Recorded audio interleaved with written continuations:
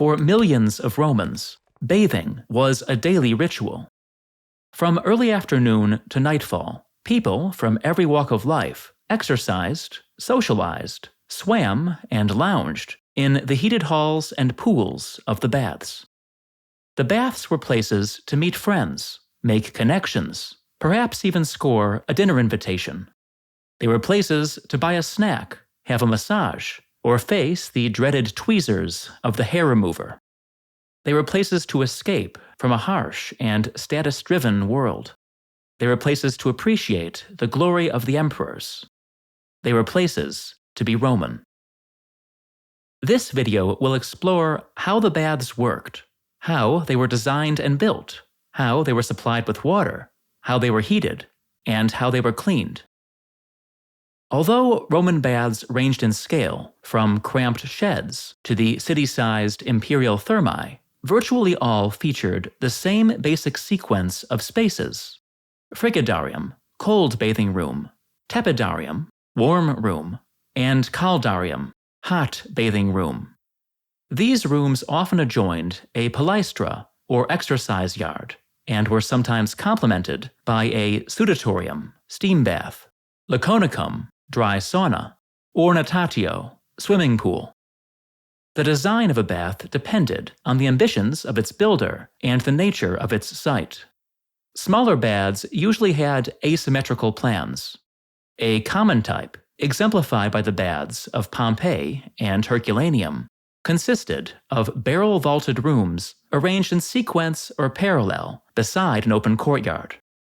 Large baths, by contrast, often had a symmetrical design inspired by the great thermae of Rome, vast entertainment complexes equipped with libraries, lecture halls, and galleries of statues. In such baths, mirrored pairs of rooms were arranged around a central hall. Besides facilitating the circulation of crowds, the largest facilities could serve thousands of customers at once.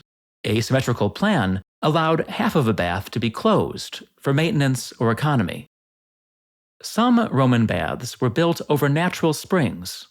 In the complex at Bath, England, spring water was collected in an oval reservoir before being channeled to the famous Great Pool, which was plated with some 86,000 kilograms of lead. Open to the sky today, the pool was originally covered by a massive concrete vault. Although building a bath over springs removed the need for a remote water supply, spring water often left mineral deposits that had to be cleaned from the pipes and pools. During the Middle Ages, thick deposits of travertine limestone completely buried the spring-fed baths at Hierapolis, now Pamukkale, Turkey, along with much of the surrounding city. Many baths were supplied by wells or cisterns. At Castellum Tiditanorum, now Tidis, Algeria, a small city built on a steep slope, the baths were connected to a 3-chambered cistern, fed by channels cut into the rocky hillside above. The Mithraic baths at Ostia were provided with a series of wells, from which water was raised to roof tanks by slave-operated compartment wheels. The Hadrianic baths at Leptis Magna in Libya were equipped with wells, roof tanks for collecting rain, and a reservoir in the adjacent wadi that trapped seasonal floods. The largest baths were fed by aqueducts. Across the empire, in fact, baths were probably the single most important factor motivating aqueduct construction. Even in Rome, the construction of an imperial bath complex usually involved either building a new aqueduct or supplementing the sources of existing conduits. The largest thermae were served by dedicated aqueduct lines that terminated in vast reservoirs, which could be filled at night and used to run the baths over the subsequent day. Aqueduct reservoirs were especially important in North Africa, where the water supply was subject to dramatic seasonal fluctuations. The Antonine baths at Carthage, for example, were fed by the Zagwan aqueduct, which filled the cisterns of La Malga, a series of colossal vaults with a combined capacity of more than 50,000 cubic meters. A supplementary set of cisterns stored about 20,000 cubic meters of water in the immediate vicinity of the baths. Roman baths were warmed by furnaces, typically arranged in rows beneath or along the perimeter of the heated rooms. The furnaces were simple masonry structures where fires were kept stoked throughout the day. Since charcoal was expensive, the usual fuel was wood, harvested from local woodlands.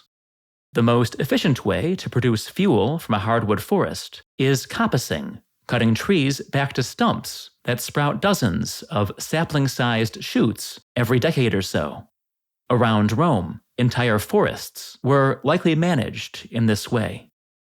The furnaces heated boilers, vessels of bronze or lead, positioned directly above the flames. The best preserved example, found in a private bath at Boscoriale, near Pompeii, is about 2 meters tall and a half meter in diameter. It was connected to a cold water tank by 3 lead pipes, which could be opened or closed to feed cool, warm, or hot water into the caldarium. The Stabian baths at Pompeii, a relatively small public facility, had 2 boilers and a cold water tank.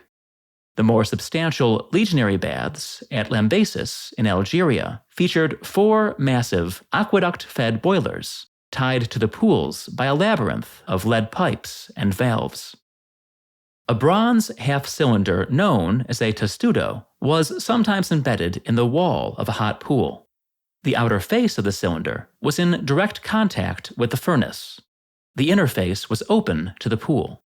Bath water circulating through a testudo was warmed far more efficiently than it could have been through the thick masonry of the floor.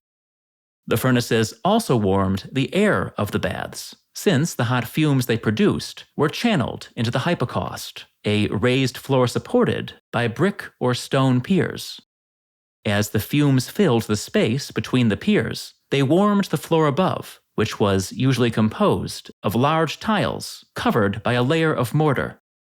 Furnace fumes escaped from the hypocaust through wall flues designed to further warm the rooms. The walls of some baths were covered in tegulae mammatai, literally nipple tiles, whose namesake projections created gaps through which hot air could flow. From the 1st century onward, these were replaced by tubuli, rows of box tiles that distributed heat more evenly. Some wall flues were left open at roof level, creating a draft that kept the furnaces burning. The radiant warmth of the floor and walls was often supplemented by solar heat. Wherever possible, baths were built with their hot rooms facing south or west to maximize exposure to the sun. Glass windows became increasingly common over the course of the imperial era.